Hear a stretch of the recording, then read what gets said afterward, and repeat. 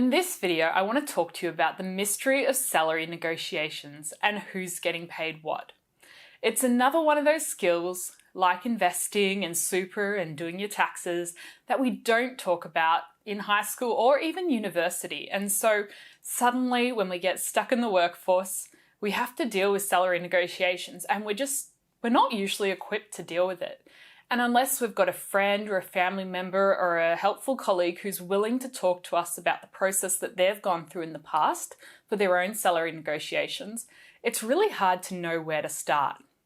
So in this video, I want to unpack some of the mystery behind salary negotiations. I want to talk about some of the things that have worked for me in the past, how to prepare appropriately for the conversation, because you do need to be prepared. The business isn't just going to give you a 10% raise for no reason at all, and how to do your research and have some experience before going into that room to make the conversation a little bit less scary.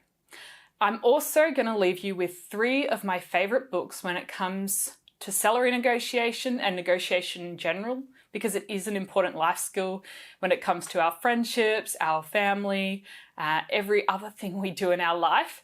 And also getting over that fear of rejection, because that often holds us back going in and asking for what we deserve and what we're worth, because we're terrified we're going to hear no. So I'm going to unpack that a little bit more, and I hope you leave this video with a few new tools in your toolbox to attack your next salary negotiation with confidence. The sad thing is that by having this whole salary negotiation process shrouded in mystery, and that's often what employers prefer. Some contracts even stop you preventing talking about your salary package openly with other employees, which is something to be aware of as well. But by having such mystery around this process, we can often end up getting a lot less than we deserve.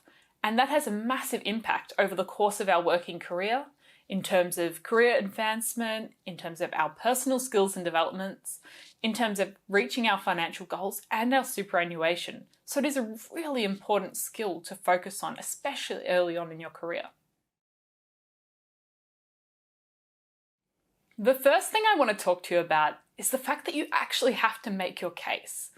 The company's not just going to give you a 10% raise just because you wanted one. I mean, think of yourself as a service. You're one of the bills and one of the expenses that the business has to pay on a monthly basis. And you have to think about what value you're adding to the company. So just going in there and asking for it without having any reasons to back you up, any evidence of the value you've added to the company, is not really the best strategy to approach it with. So as you go through this video, think about yourself as a product and a service all wrapped up in one. And what value are you contributing to the company? How much should that be worth? And how can you communicate that to your employer? First things first, you need to work out what you want and why you deserve it. I'm talking dollar figures here. So, salary negotiation experts suggest before even entering the room and building your case, having 3 numbers at the back of your mind: your wish number, your want number, and your walk number. So your wish number is the number that, wow, I would be crazy happy if I walked out of the room with that number. So it might be $20,000 or $30,000 more than what you're getting paid now. So let's say you're getting paid $50,000. Your wish number might be $70,000. This is a number that you think's pretty out there. It's probably much higher than everyone in your industry is getting paid, but it's sort of that high end of the spectrum. Then your want number's somewhere in between. So maybe if you're on $50K right now, your want number's somewhere between $55,000 to $60,000. And your walk number might be $50,000 and less.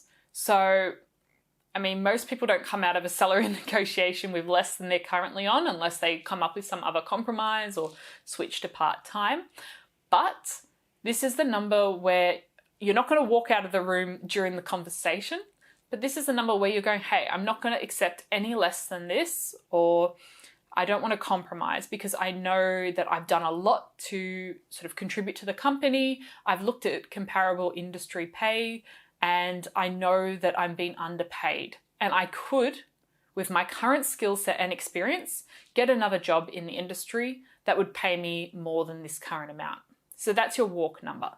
So you need to come up with each of these, and it's all important to be realistic as well, but you've got to do your research and look at websites like Glassdoor or Seek companies and try to find out what is comparable in your industry, what are other people with your role and your experience getting paid, and be sure to look at things that are relative. You don't want to be comparing yourself as a graduate to someone as a manager with 5 to 10 years more experience. And that brings me to my next point. It's really important to understand your organization's structure, pay scales, and if they have any information out there, how they approach salary negotiations. And this could be done by, if you're at a large company, there may be some more transparency and disclosure around this process. They may have policies about how salaries are set. So do your research there. If you can ask some colleagues, some employees from other departments and teams who are willing to talk to you about how the process has worked for them, that's really important. And also looking at websites where you can find comparable salaries for jobs, and as many resources as you can to inform your decision and your wish, want, and walk numbers. It's also important to know in your workplace who has the approval to authorize salary increases. And although you might have your annual review and pay rise discussion with your direct manager, they may not have the authority to approve a pay rise. So they may have to take the information you've provided and take it to their boss or to the human resources team. So it's really important to keep that in mind, because you need to know who is the ultimate decision maker, because that will inform the way you prepare for the salary negotiation and prepare your case, essentially. Because some companies may have rules that a manager can approve up to a 10% pay rise, but if it's anything above 10%, it has to go to directors of the company or the board. And so it's really important, if you know that, you can know how to approach it. And if you ask for something bigger than 10%, maybe you take a different tact. And you have to be a lot more prepared, because if it's going to the board, that's going to be a very different level of conversation than what would happen with your direct manager. I'd also recommend talking to friends and colleagues in similar industries and in similar roles about how much they're getting paid, because that will give you some comparison figures.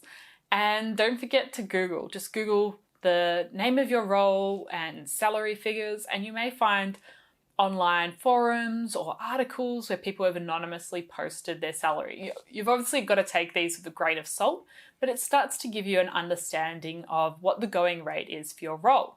So you can understand if you're currently being paid more than the going rate, or you're being paid less, or just about the same. Now that you've got this file, you've worked out your wish, want, and walk numbers, you understand your industry, what the going rate is, and you know why you deserve that pay rise, it's time to practice having this conversation with a trusted friend or family member, especially if you've never entered into a salary negotiation conversation before. So use this chance to practice your approach. How are you going to present yourself and the case file that you've put together? How are you going to react if they say outright, no, we're not doing pay rises this year? How are you going to react if they offer something half of what you're asking for? How are you going to react if they just say, no, I've already sort of given out pay rises, you're going to have to wait another 12 months, or you haven't worked here long enough to have a pay rise? Give the person, your friend or family member, a list of questions that are going to challenge you to think of responses on the spot, because you don't really know how that conversation will go. Sometimes the conversations can completely change tact, and they might say, hey, we're looking for someone to fill a manager role.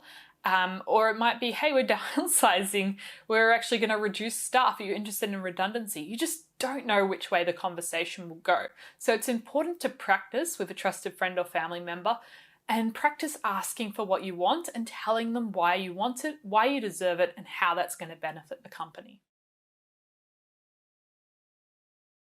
The next important thing is to be professional. Even if your manager's your best friend, approach it like a business meeting. Take in your evidence, take in your case file and your reasons for asking for XYZ figure, and be really professional with it. It's really important that you approach this seriously so they take you seriously as well. It's also important to take the emotion out of it, because if they say no and you've worked really hard to put this together, or you've really worked yourself up to ask for this because it is scary, you may be a bit disheartened, and it's important not to overly react in any one particular way, because often they might say no, but they'll go back, they'll talk to their manager, they'll talk to HR, and then they might come back to you with a counter offer. So they might not actually have the authority to grant a pay rise on the spot, and they might have to think about it a bit further. So before you start doing anything dramatic like, I'm getting this 10K pay rise or I walk out of the building, I wouldn't take that approach in the very initial conversation. I'd be really professional, take the emotion out of it and say, hey, look, could you take a week to consider my requests? Could you talk to your manager? Could you talk to HR? And then could we meet back in a week's time to discuss and have another discussion around this, because it's really important to me. And finally, it's important to be willing to compromise. It is a negotiation after all. It's not always salary up for grabs, but you may be able to negotiate, hey, if I can't have a 10% pay rise and I can only have a 5% pay rise, can we include some other things here that aren't necessarily part of the salary package? So it could be 1 day off a month for study and personal development. It could be that you have some extra annual leave. It might be that you add in a bonus or a commission or an incentive structure into your work, because the company doesn't have to pay that up front. They could pay that further down the line. Or you have the discussion, hey, we only have a 5% pay rise today, but let's lock in a date for 6 months' time to re-evaluate having that other 5%. So I think it's really important to be willing to compromise. After all, that's what negotiation's about. Each party has to be able to give and take a little bit, and that's the fun of it as well. And so once you get comfortable having these salary negotiation conversations, you'll realize it is a lot of give and take, and that you have to be actively listening to the other side as well. Now, I just want to say I understand how nerve-wracking and experienced salary negotiation conversations can be, and annual reviews. You just don't know what curveballs are going to be thrown at you, and it is really hard to ask for more money. But you get more confident the more times you do it. Like public speaking, anything else along those lines, it's by forcing yourself out of your comfort zone and having a go that it gets easier and easier. Finally, I want to leave you with 3 books that will really help you in terms of negotiation in all aspects of your life, getting over the fear of rejection and getting out of your comfort zone.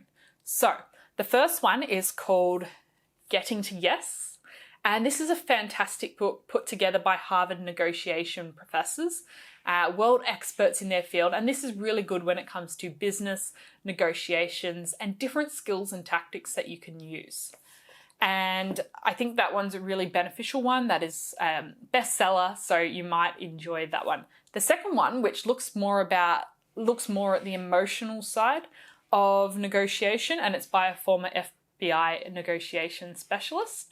Never Split the Difference. You may have also heard of this one by Chris Voss.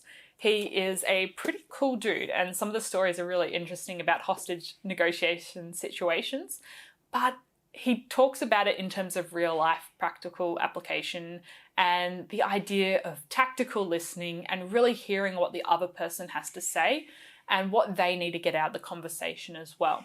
And that one is also really good on Audible as an audiobook, so I'd recommend that as well. The third book is called Rejection Proof, and this is all about getting out of your comfort zone and overcoming the fear of rejection.